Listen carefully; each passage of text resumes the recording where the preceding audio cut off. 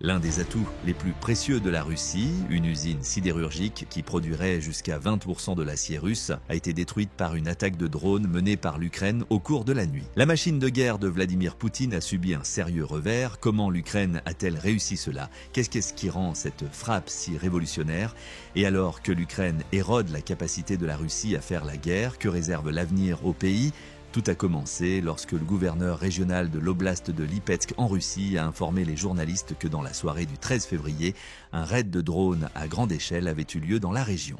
Igor Artemonov a confirmé l'incident du drone, déclarant que l'usine d'aération locale et des résidences privées avaient été touchées par des débris du véhicule aérien sans pilote que la Russie aurait abattu. Artemonov cache cependant quelque chose. L'attaque du drone ukrainien a été bien plus réussie qu'il ne le dit.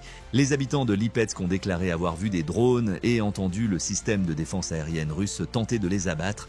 Cependant, aucun Russe ne veut reconnaître que l'usine métallurgique de Novolipetsk, un élément essentiel de l'effort de guerre de Poutine, a été complètement détruite lors de l'attaque. En outre, il refuse d'admettre que les drones ukrainiens ont pu mener l'attaque en parcourant près de 400 km en Russie. En plus de la fermeture de son aciérie, l'attaque ukrainienne a entraîné de nombreuses coupures de courant dans la région de Lipetsk. Artemonov a écrit sur Telegram que les ingénieurs électriciens étaient déjà en train de rebrancher les clients. Un employé de l'usine d'aération que nous avons précédemment mentionné a également été hospitalisé à cause des débris de l'un des drones que la Russie aurait abattu. Comment l'Ukraine a-t-elle géré cette situation? Nous devons enquêter sur certains des drones que la nation aurait pu utiliser lors de la frappe de Lipetsk afin de répondre à cette question. Il n'y a pas encore de confirmation, l'attaque de Lipetsk vient de se produire et le ministre ukrainien de la Défense n'a pas encore fait de commentaires. Nous pouvons cependant émettre des hypothèses. L'Ukraine pourrait avoir mené cette attaque à longue portée au cœur de la Russie en utilisant différents types de drones, parmi eux l'Airborne UJ-2 1022,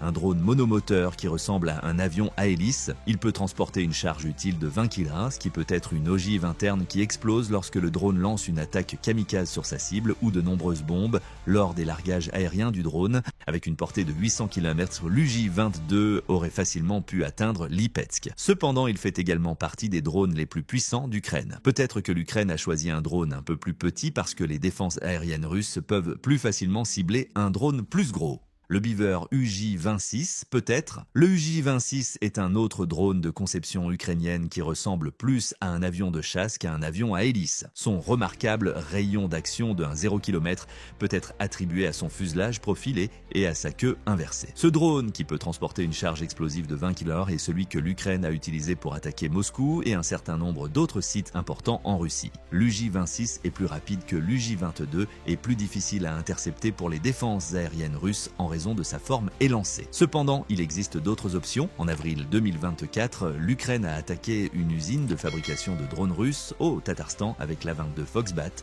L'A-22, qui ressemble à un avion léger armé, est plus que capable d'effectuer le trajet d'environ 400 km jusqu'à Lupetsk, car ce site se trouve à 300 km en territoire russe. Le FP1, quant à lui, est capable de transporter une charge utile de 40 kg composée d'environ 15 kg de billes d'acier entourant l'explosif TNT. Les billes sont projetées dans les airs lorsque le drone explose, endommageant gravement tous ceux avec quoi elles entrent en contact.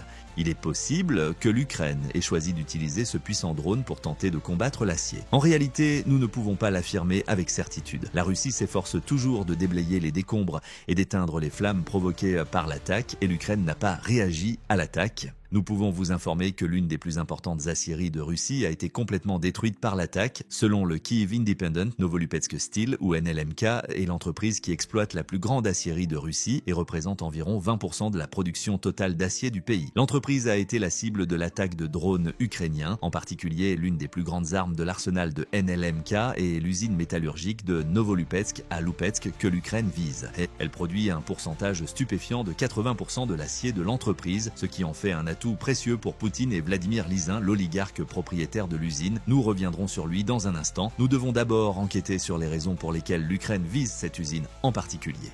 Elle cherche à détruire les fondations de l'acier russe. Le site web de NLMK nous donne quelques indications sur l'importance de l'usine métallurgique de Novolupetsk.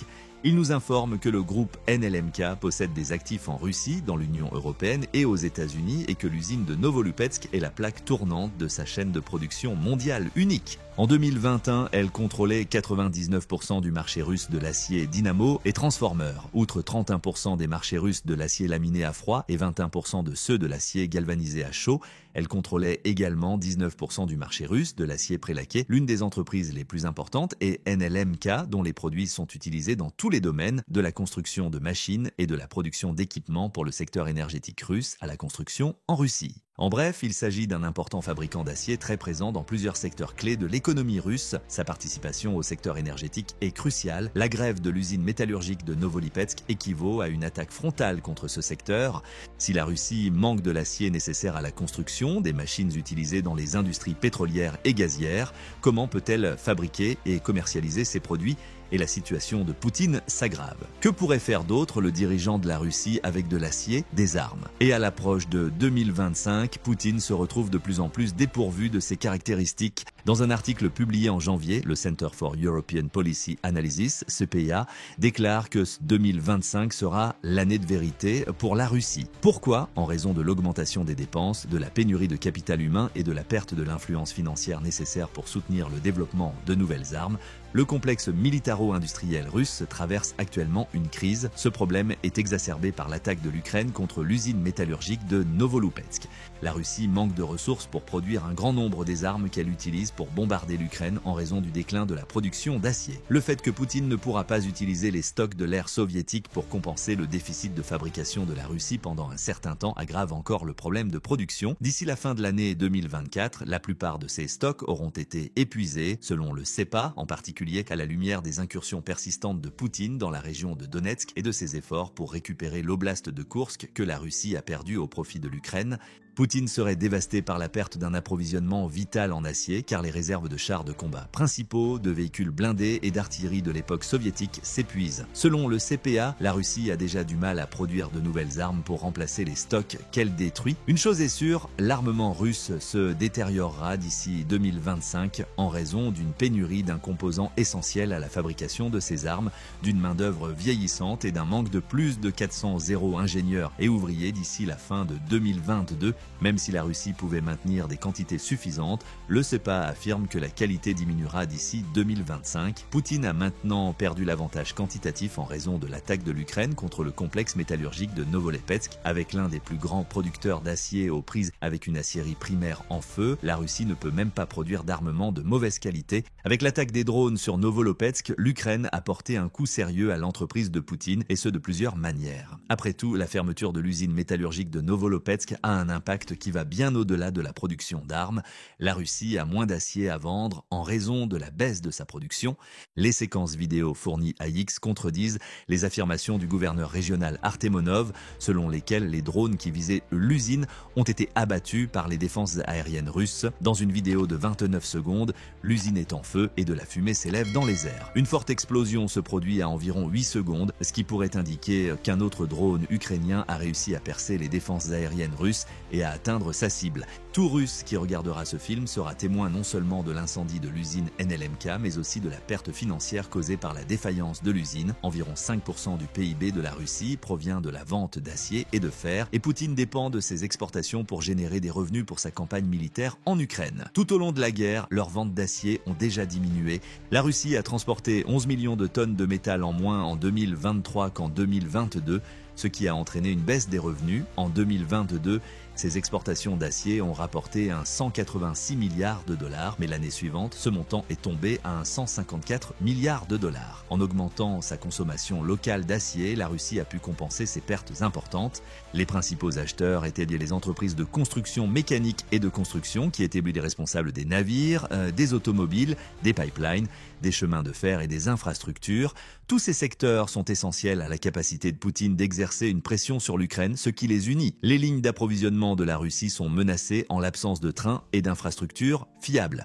De plus, étant donné le succès de l'Ukraine à détruire la flotte de la mer Noire, les navires sont devenus moins importants pour l'effort militaire russe, mais on ne peut pas en dire autant des automobiles russes. Au cours de la campagne militaire spéciale de Poutine, la nation a déjà perdu environ 21 véhicules blindés et plus de 10 chars. Les pénuries d'équipements dont nous avons parlé précédemment sont maintenant aggravées par la perte d'une importante aciérie.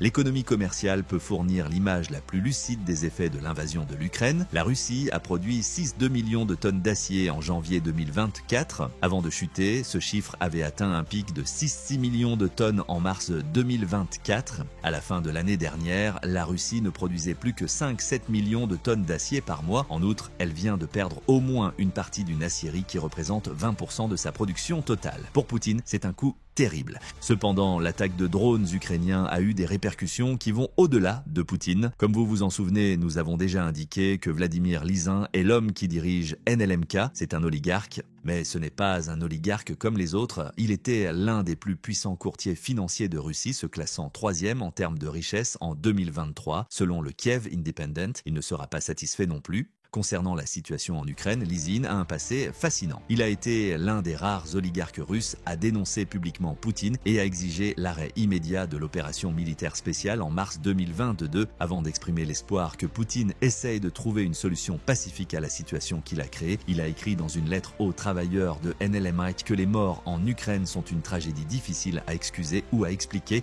Interrogé par des journalistes, un représentant de NLMK a nié que la lettre était légitime, mais elle a été divulgué. Lizin est l'un des rares oligarques russes à ne pas avoir encore fait l'objet de sanctions de la part des États-Unis ou de l'UE, peut-être en raison de sa résistance précoce à Poutine. Le seul pays à avoir imposé des sanctions à l'oligarque et à lui interdire de s'y rendre est l'Australie. Le plus inquiétant dans tout cela, c'est que Lizin est toujours disposé à faire des affaires avec Poutine malgré son opposition présumée à la guerre en Ukraine. Selon une enquête menée en décembre 2022 sur NLMK, sa société sidérurgique avait alors 18 contrats avec 8 des principales organisations de défense russes, ce qui indique qu'elle avait des liens avec des entreprises russes qui produisent des armes nucléaires et des drones. Depuis lors, peu de choses ont changé. En juin 2024, Lizin est toujours exempté de sanctions.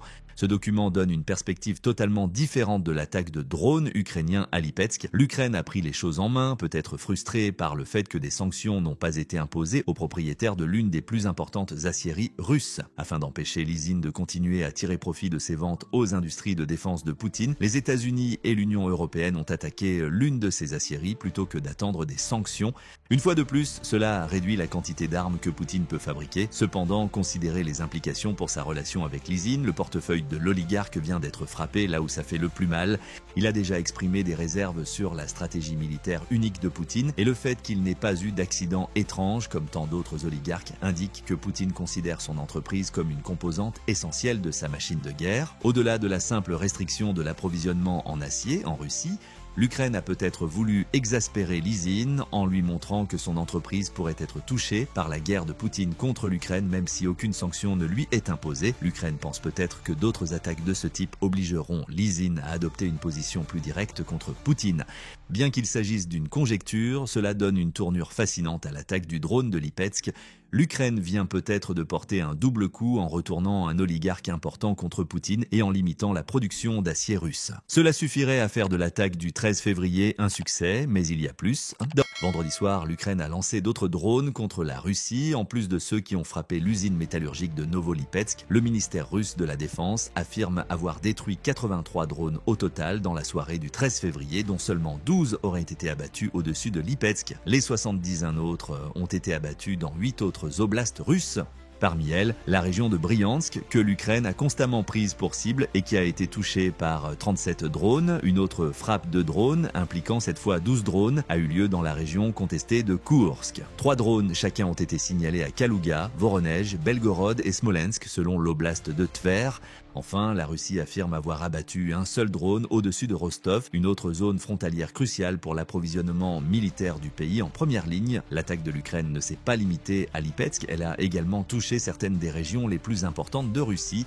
Naturellement, nous devons également nous montrer sceptiques quant aux affirmations de la Russie selon lesquelles elle aurait abattu tous ses drones. En ce qui concerne les frappes de drones ukrainiens, l'appareil de propagande de Poutine fait constamment les mêmes déclarations, le maximum qu'il reconnaisse étant que les débris des drones abattus provoquent des incendies ou des décès. Les preuves vidéo indiquent presque toujours le contraire, comme les images de l'usine métallurgique de Novolipetsk. Selon le titre, l'Ukraine vient de porter un coup dévastateur au cœur du complexe militaro-industriel russe, et ce n'est pas la première fois. L'Ukraine a pris pour cible d'importantes installations russes pendant la majeure partie de l'année 2025. Elle a dirigé un autre essaim de drones vers la Russie 10 jours avant l'incident de Lipetsk. Les cibles de cette attaque étaient une usine de traitement du gaz à Astrakhan et une raffinerie de pétrole à Volgograd. La frappe sur la raffinerie est particulièrement remarquable car les forces spéciales ukrainiennes ont déclaré qu'elles visaient 2 des principales unités de traitement de la raffinerie, une torchère et 2 unités technologiques. Comme pour l'attaque contre l'usine sidérurgique, la frappe de ces raffineries entrave la capacité de la Russie à financer et à soutenir son effort de guerre. L'armée russe utilise des produits pétroliers raffinés tels que le pétrole, le diesel et l'essence d'aviation pour soutenir ses attaques sur les lignes de front. Selon une source qui s'est entretenue avec le Kiev Independent, la raffinerie de Volgograd traite près de 6% de la production totale de pétrole de la Russie. Cela indique que l'attaque de Lipetsk en Ukraine n'est pas un incident isolé. Des drones sont utilisés dans le cadre d'un plan coordonné visant à attaquer profondément en Russie, portant atteinte à tout, de sa capacité de fabrication à sa capacité à fournir du carburant à ses troupes de première ligne. Lipetsk est au moins la 6e frappe de ce type sur des installations russes importantes depuis le début de 2025, si vous n'êtes toujours pas convaincu que l'Ukraine comprend exactement ce qu'elle fait.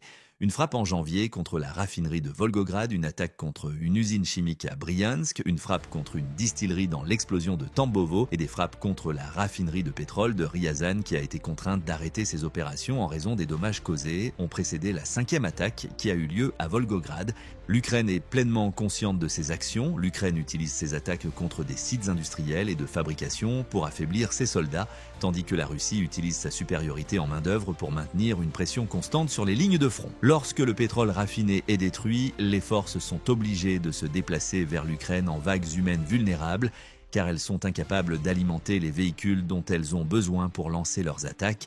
La Russie ne peut pas utiliser les produits des installations chimiques pour fabriquer des armes si elles sont détruites, et il en va de même pour les aciéries. L'Ukraine a également eu un impact sur l'un des plus importants producteurs d'acier de la Russie, l'usine métallurgique de Novolipetsk. Maintenant, la question est simple, que va-t-il se passer ensuite ? L'explication est simple, dans les mois à venir, l'Ukraine continuera à attaquer d'autres de ses établissements industriels. Poutine dispose de moins de ressources financières et de production pour soutenir son effort de guerre à chaque attaque réussie. La Russie finira par mettre fin à ses actions, relâchant la pression sur l'Ukraine et lui permettant de vaincre davantage l'armée brisée de Poutine. En outre, ne supposez pas que Novolipetsk Steel ne sera pas la cible d'une autre attaque. L'Ukraine a déjà attaqué une aciérie avant l'attaque de drones du 13 février. En outre, elle a utilisé 7 drones pour attaquer la même usine en juin 2024, détruisant ainsi une unité de séparation de l'oxygène et une station d'oxygène. Selon le gouverneur régional Artemonov, l'Ukraine avait déjà attaqué l'usine en février 2024, provoquant un incendie dans l'un des entrepôts de l'usine. Une chose est claire, Novolipetsk Steel est une cible de choix. Étant donné qu'elle a attaqué l'usine 2 fois de suite, l'Ukraine pourrait décider d'en faire un rituel annuel. Quoi qu'il en soit, l'attaque de drones ukrainiens vient de détruire les fondations de l'industrie sidérurgique russe. La question est maintenant de savoir si Poutine sera capable de se remettre de la perte de l'une de ses entreprises les plus cruciales. Restez à l'écoute de la chaîne et partagez vos réflexions dans la section commentaires ci-dessous. Nous vous tiendrons informés de l'évolution de l'usine métallurgique de Novolipetsk ainsi que du conflit en cours en Ukraine. Abonnez-vous pour recevoir les dernières mises à jour sur l'opération militaire spéciale de Poutine et la défense de l'Ukraine.